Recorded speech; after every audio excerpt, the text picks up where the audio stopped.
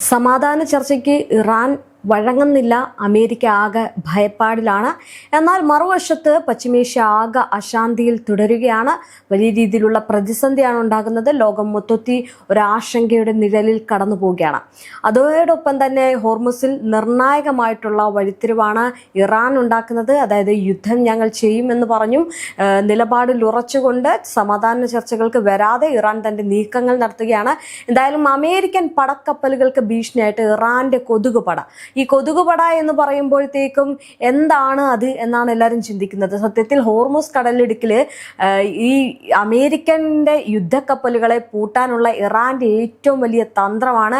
ഇപ്പോൾ അതാണ് ലോകം മൊത്തത്തിൽ ചർച്ച ചെയ്യുന്നതും ഉറ്റുനോക്കുന്നത്. ലോകത്തെ ഏറ്റവും വലിയ തന്ത്രപ്രധാനമായിട്ടുള്ള കപ്പൽ പാതകളിൽ ഒന്നായിട്ടുള്ള ഈ ഹോർമുസ് കടലിടുക്കിൽ ആധിപത്യം ഉറപ്പിക്കാൻ ഇറാൻ വിന്യസിച്ചിരിക്കുന്ന മോസ്കിറ്റോ ഫ്ലീറ്റ് എന്നറിയപ്പെടുന്ന ചെറു യുദ്ധക്കപ്പലുകൾ ഈ പറയുന്നത് പോലെ അമേരിക്കയുടെ കപ്പലുകൾക്ക് വലിയ ഭീഷണിയായിട്ട് മാറുന്നു എന്നുള്ള വാർത്തകളാണ് വരുന്നത്. അതായത് ഭീമാകാരമായിട്ടുള്ള പടക്കപ്പലുകളെയും ചരക്ക് കപ്പലുകളെയും നേരിടാൻ ഇറാൻ രൂപപ്പെടുത്തിയ ഒരു പുതിയ യുദ്ധതന്ത്രം സമുദ്ര വ്യാപാര മേഖലയെ അക്ഷരാർത്ഥത്തിൽ മുൾമുനയിൽ നിർത്തിയിരിക്കുകയാണ്. വലിപ്പം കുറഞ്ഞതും എന്നാൽ അതിവേഗതയുള്ളതുമായിട്ടുമുള്ള ഈ ഒരു ബോട്ടുകൾ മിസൈലുകളും ടോർപിഡോകളും വഹിക്കാൻ ശേഷിയുള്ളവയാണ്. പേര് സൂചിപ്പിക്കുന്നത് പോലെ തന്നെ കൊതുകുകളെ പോലെ ചെറുതും എന്നാൽ ശത്രുവിനെ മാരകമായിട്ട് ആക്രമിക്കാൻ ശേഷിയുള്ളതുമായിട്ടുള്ള നൂറുകണക്കിന് സ്പീഡ് ബോട്ടുകളുടെ കൂട്ടമാണിത്. ഇതാണിപ്പോൾ അമേരിക്കയ്ക്ക് വലിയൊരു ഭീഷണിയായിട്ട് മാറുന്നത്. അമേരിക്കയുടെ യുദ്ധക്കപ്പലുകളെ വിഴുങ്ങാൻ തക്കവണ്ണം ഇറാൻ തന്റെ സ്പീഡ് ബോട്ടുകൾ അല്ലെങ്കിൽ ഈ കൊതുക് പട തയ്യാറാക്കി വെച്ചിരിക്കുകയാണ്. എന്തായാലും റഡാറുകളുടെ കണ്ണു വെട്ടിക്കാനും കടലിലെ ഏത് പ്രതികൂല സാഹചര്യത്തെയും അതിവേഗത്തിൽ സഞ്ചരിക്കാനും ഇവയ്ക്ക് സാധിക്കും. മാത്രമല്ല ഇതിൽ മറ്റൊരു കാര്യം എടുത്തു പറയേണ്ടത്, അതായത് ഇറാൻ സ്വയമേധ നിർമ്മിച്ചെടുത്ത ഒരു ആയുധം കൂടിയാണിത്. എന്തായാലും അമേരിക്ക പോലുള്ള വൻ ശക്തികളുടെ കൂറ്റൻ വിമാനവാഹിനി കപ്പലുകൾക്ക് ഈ ഒരു കൊച്ചു ബോട്ടുകൾ എന്ന് പറയുന്നത് ട്രാക്ക് ചെയ്യുക എന്നത് പ്രയാസകരമായിട്ടുള്ള കാര്യമാണ്. മാത്രമല്ല വലിയ കപ്പലുകൾക്ക് തിരിയാൻ പോലും സമയം ലഭിക്കുന്നതിന് മുമ്പ് ഇവ ആക്രമണം നടത്തി സ്ഥലം വിടുന്നു. അത്രയും അധികം അത്യാധുനിക നിലയിലുള്ള ഒരു ജെറ്റാണ് ഇപ്പോൾ ഇറാന്റെ പക്കലുള്ളത്. ഇത് ഏത് നിമിഷവും അമേരിക്കയുടെ യുദ്ധക്കപ്പലുകളെ വിഴുങ്ങാം എന്ന രീതിയിൽ തിട്ടപ്പെടുത്തി അല്ലെങ്കിൽ നിജപ്പെടുത്തി വെച്ചിരിക്കുന്ന ഒരു കൊതുക് പട എന്ന് വിളിക്കുന്ന ഒരു മോസ്കിറ്റോ ഫ്ലീറ്റ്. അതായത് ഈ യുദ്ധം ചെയ്യാൻ വേണ്ടിയിട്ട് ഏത് സമയത്തും എന്തിനു വേണ്ടിയിട്ടും മിന്നൽ പോലെ ചെന്ന് ആക്രമണം നടത്താൻ ശേഷിയുള്ള ഒരു ജെറ്റുകളാണിത്. എന്തായാലും ലോകത്ത് ഉപയോഗിക്കുന്ന പെട്രോളിയം ഉൽപ്പന്നങ്ങളുടെ ഏകദേശം 1/3 ഭാഗവും കടന്നു പോകുന്നത് ഹോർമുസ് കടലിടുക്ക് വഴിയാണ്. ഈ പാത തടയാൻ ഇറാന് സാധിച്ചാൽ അത് ആഗോള ഇന്ധനവില കുതിച്ചുയരാനും ലോക സമ്പദ് വ്യവസ്ഥ തകരാനും കാരണമാകുമെന്ന് നേരത്തെ തന്നെ ലോക രാജ്യങ്ങൾ പറഞ്ഞിരുന്നു. എന്തായാലും ഈ ഒരു തന്ത്രപരമായിട്ടുള്ള മുൻതൂക്കം മുതലെടുത്താണ് ഇറാൻ തങ്ങളുടെ സ്പീഡ് ബോട്ട് വ്യൂഹത്തെ വിന്യസിച്ചിരിക്കുന്നത്. അസിംട്രിക് വാർഫെയർ എന്ന യുദ്ധതന്ത്രത്തിന്റെ ഭാഗമായിട്ടാണ് ഇതിനെ കാണുന്നത്. അതായത് ശക്തി കുറഞ്ഞ ഒരു രാജ്യം വൻ ശക്തികളെ നേരിടാൻ ഉപയോഗിക്കുന്ന അസാധാരണമായിട്ടുള്ള പ്രതിരോധ രീതിയാണിത്. ഈ ഒരു മോസ്കിറ്റോ ഫ്ലീറ്റിലെ ഓരോ ബോട്ടിനും കപ്പലുകളെ തകർക്കാൻ ശേഷിയുള്ള ആധുനിക മിസൈലുകൾ ഘടിപ്പിച്ചിട്ടുണ്ട്. ഇവ കൂട്ടത്തോടെ ഒരു വലിയ കപ്പലിനെ ആക്രമിച്ചാൽ ആ ഒരു കപ്പലിന്റെ പ്രതിരോധ സംവിധാനങ്ങൾക്ക് എല്ലാ ബോട്ടുകളെയും ഒരേ സമയം നേരിടാൻ സാധിക്കില്ല. ഇത് പടിഞ്ഞാറൻ രാജ്യങ്ങളുടെ നാവിക സേവനങ്ങൾക്ക് വലിയ വെല്ലുവിളിയായിരിക്കും. നിലവിലെ സംഘർഷ സാഹചര്യത്തിൽ ഈ ഒരു കൊച്ചു ബോട്ടുകൾ വഴി ഹോർമുസ് കടലിടുക്ക് ഉപരോധിക്കാൻ ഇറാൻ ശ്രമിച്ചു കഴിഞ്ഞാൽ അത് വലിയൊരു ആഗോള യുദ്ധത്തിലേക്ക് നയിച്ചേക്കുമെന്നാണ് വിദഗ്ധർ ഇതിനോടകം തന്നെ മുന്നറിയിപ്പ് നൽകുന്നത്. എന്തായാലും പശ്ചിമേഷ്യയുടെ ഭാവി നിർണ്ണയിക്കാനിരിക്കുന്ന ഇസ്ലാമാബാദ് സമാധാന ചർച്ചകൾ വീണ്ടും അനിശ്ചിതത്വത്തിലേക്ക് വഴുതുമ്പോൾ ലോകം ഇപ്പോൾ ചോദിക്കുന്നത് ഒരു പ്രധാന ചോദ്യമാണ്. അതായത് ഈ സമാധാനം സൃഷ്ടിക്കുന്നത് ആരാണ് എന്നുകൂടി. ഫെബ്രുവരി 28 തുടങ്ങിയ ഈ യുദ്ധം പല ചർച്ചകളും വന്നു. എന്നാൽ ആ ചർച്ചകളൊക്കെ വിഫലമായിട്ട് പോവുകയാണ് ചെയ്തത്. അതായത് ഈ പറയുന്ന വാക്കിൽ ഉറച്ചു നിൽക്കാത്ത അമേരിക്കൻ പ്രവണതയെ തീർത്തും ഈ പറയുന്നത് പോലെ തന്നെ ട്രംപ് വിശ്വസിക്കുന്നില്ല. അപ്പോൾ ഇത്തവണയും അതുപോലെ തന്നെ ചർച്ച നടത്തി അതായത് ഒരു വെടിനിർത്തൽ കരാറിൽ കൊണ്ടുവരും, സമാധാനം പശ്ചിമേഷ്യയിൽ കൊണ്ടുവരും, ലോകം ഇനി ആശങ്കപ്പെടേണ്ട സാഹചര്യമില്ല എന്ന് കരുതിയെടുത്ത് വലിയൊരു പ്രതിസന്ധിയാണ് ഉണ്ടായിരിക്കുന്നത്. ഇപ്പോൾ വീണ്ടും ഈ പറയുന്നത് പോലെ തന്നെ അമേരിക്ക കപ്പൽ എടുത്തു കൊണ്ടുപോയത് കൊണ്ട് തന്നെ വലിയ പ്രശ്നമാണ് ഇപ്പോൾ ഉണ്ടാകുന്നത്. എന്തായാലും ഒരു കാര്യം നമുക്ക് ചിന്തിച്ചാൽ മനസ്സിലാവും, വീണ്ടും വീണ്ടും പ്രശ്നം സൃഷ്ടിക്കുന്നത് അമേരിക്ക തന്നെയാണ്. അതായത് പുറം ലോകത്ത് പലതരത്തിലുള്ള പ്രചാരണങ്ങൾ നടക്കുമ്പോഴും ഇറാനിൽ നിന്ന് ഉയർന്ന സന്ദേശം വളരെ വ്യക്തമാണ്. സമ്മർദ്ദത്തെ സമ്മർദ്ദത്തിനും ഉപരോധത്തിനും സൈനിക ഭീഷണികൾക്കും മുന്നിൽ ഇറാൻ വഴങ്ങില്ല. മാത്രമല്ല തുല്യ ബഹുമാനവും യഥാർത്ഥ നയതന്ത്രവും ഉറപ്പായാൽ മാത്രമേ സ്ഥിരമായിട്ടുള്ള സമാധാനം സാധ്യമാകൂ എന്ന നിലപാടിലാണ് അവർ ഉറച്ചു നിൽക്കുന്നത്. എന്തായാലും ഏപ്രിൽ 20 പാകിസ്ഥാനിൽ നടക്കാനിരിക്കുന്ന രണ്ടാം ഘട്ട ചർച്ചകൾക്ക് മുൻപായിട്ട് ഇറാൻ വിമുഖത പ്രകടിപ്പിച്ചതിനെ ചിലർ കടുത്ത നിലപാടായിട്ട് ചിത്രീകരിച്ചു. എന്നാൽ ഇറാന്റെ കാഴ്ചപ്പാട് മറ്റൊന്നാണ്. കാരണം ചർച്ചകൾക്ക് പേരുണ്ടെങ്കിലും നിലത്തുണ്ടാകുന്നത് ഉപരോധവും കപ്പൽ പിടിച്ചെടുക്കലും സൈനിക സമ്മർദ്ദവുമാണെങ്കിൽ അതിനെ യഥാർത്ഥത്തിൽ സമാധാന ശ്രമം എന്ന് എങ്ങനെ വിളിക്കാനാകുമെന്നാണ് ഇറാന്റെ ചോദ്യം എന്ന് പറയുന്നത്. മാത്രമല്ല ചർച്ചാമേശയിൽ ക്ഷണിച്ചുകൊണ്ട് മറുവശത്ത് സമ്മർദ്ദ നയം തുടരുന്നത് അംഗീകരിക്കാനാകില്ല എന്നാണ് ഇറാൻ പറയുന്നത്. എന്തായാലും ഇറാൻ വിദേശകാര്യ മന്ത്രാലയ വക്താവ് ഇസ്മായിൽ ബഖായി പറഞ്ഞ വാക്കുകൾ അതിനാലാണ് ശ്രദ്ധേയമാകുന്നത്. അടുത്ത ഘട്ട ചർച്ചകൾക്കായിട്ട് ഞങ്ങൾക്ക് പദ്ധതികളൊന്നും തന്നെയില്ല. ഇത് സംബന്ധിച്ച് അന്തിമ തീരുമാനമെടുത്തിട്ടില്ല. ഈ പ്രതികരണം വെറും നിസ്സാരം മാത്രമല്ല, മറിച്ച് വിശ്വസ്തതയില്ലാത്ത പ്രക്രിയയിൽ പങ്കാളികളാകില്ല എന്ന രാഷ്ട്രീയ സന്ദേശമായിരുന്നു. വിശ്വാസമില്ലാതെ കരാറുകൾ ഉണ്ടാകില്ല എന്ന് ഇറാൻ ലോകത്തെ ഓർമ്മിപ്പിക്കുകയാണ്. മാത്രമല്ല ഇറാൻ ഉയർത്തുന്ന പ്രധാന പരാതികളിൽ ഒന്നാണ് സമുദ്ര ഉപരോധം എന്ന് പറയുന്നത്. പക്ഷേ മറുവശത്ത് ഞാൻ നേരത്തെ പറഞ്ഞതുപോലെ തന്നെ ഈ മൊസ്കിറ്റോ ഫ്ലീറ്റ് സജ്ജമാണ്. അതായത് ഈ ഉപരോധം ഏത് രീതിയിൽ പോയാലും ചർച്ചകൾക്ക് വഴങ്ങാത്ത ഈ പറയുന്നത് പോലെ തന്നെ ഇറാന്റെ നിലപാട് കടുപ്പിക്കുകയാണ്. ഈ കപ്പലും കൂടി പിടിച്ചെടുത്തതോടെ ഇറാൻ മൊത്തത്തിൽ യുദ്ധത്തിന് തയ്യാറാണ് എന്നാണ് പറയുന്നത്.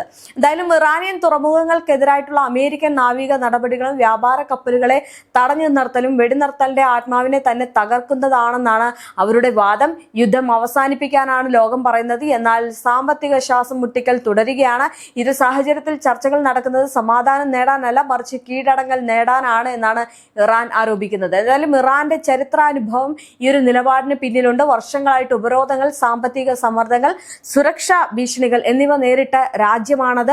അതിനാൽ തന്നെ ഈ പുറം സമ്മർദ്ദത്തിന് വഴങ്ങുന്ന ദൗർബല്യം കാണിക്കുന്നത് ആഭ്യന്തരമായും പ്രാദേശികമായിട്ടും വലിയ പ്രത്യാഘാതങ്ങൾ ഉണ്ടാകുമെന്ന് ഇറാൻ കണക്ക് കൂട്ടുന്നു. ദേശീയ അഭിമാനവും സ്വതന്ത്ര വിദേശ നയവുമാണ് ഇപ്പോഴത്തെ തീരുമാനത്തിന്റെ അടിസ്ഥാനം എന്ന് പറയുന്നത്. ഇനി മറുവശത്ത് അമേരിക്കൻ തന്റെ സുരക്ഷാവാദങ്ങൾ മുന്നോട്ട് വയ്ക്കുന്നു. ഹോർമുസ് കടലിടുക്ക് ആഗോള വ്യാപാരത്തിന്റെ പ്രധാന നാഡിയാണെന്നും അതിന്റെ സുരക്ഷ ഉറപ്പാക്കേണ്ടത് അനിവാര്യമാണെന്നും അവർ പറയുന്നു.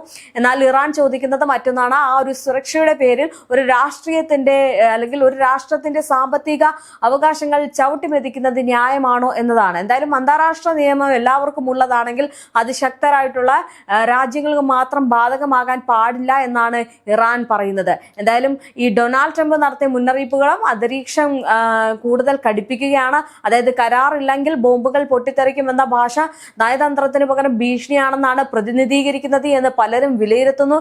ഇറാന്റെ കാഴ്ചപ്പാടിൽ ഇത്തരത്തിലുള്ള പ്രസ്താവനകൾ ചർച്ചകളെ സഹായിക്കുന്നില്ല, മറിച്ച് പ്രതിരോധ മനോഭാവം കൂടുതൽ ശക്തമാക്കുകയാണ്. സമാധാന സമ്മർദ്ദത്തിലൂടെ ലഭിക്കില്ല, പരസ്പര ബഹുമാനത്തിലൂടെയാണ് ഉണ്ടാകുക എന്ന സന്ദേശമാണ് ഇറാൻ ഇപ്പോൾ ആവർത്തിക്കുന്നത്. എന്തായാലും ഇപ്പോൾ ലോകം തിരിച്ചറിയേണ്ട ഒരു യാഥാർത്ഥ്യമുണ്ട്. അതായത് ഇറാൻ വെറും ഒരു രാജ്യത്തിന്റെ പേര് മാത്രമല്ല, പശ്ചിമേഷ്യൻ ശക്തി സമവാക്യത്തിലെ നിർണായക കേന്ദ്രമാണ്. അതിനെ ഒറ്റപ്പെടുത്തി സാമ്പത്തികമായിട്ട് ശ്വാസം മുട്ടിച്ച് രാഷ്ട്രീയമായിട്ട് കോണറിൽ നിർത്തി സ്ഥിരത നേടാമെന്ന കണക്കുകൂട്ടൽ പലവട്ടം പരാജയപ്പെട്ടിട്ടുണ്ട്. അതുകൊണ്ട് തന്നെയാണ് ഇപ്പോഴത്തെ പ്രതിസന്ധിക്കും ദീർഘകാല പരിഹാരം കണ്ടെത്താൻ ഇറാനെ പങ്കാളിയാകാതെ വഴിയില്ല എന്ന് പറയുന്നത്. എന്തായാലും ഊർജ്ജ വിപണിയിലും ഇതിന്റെ സ്വാധീനം വലുതാണ്.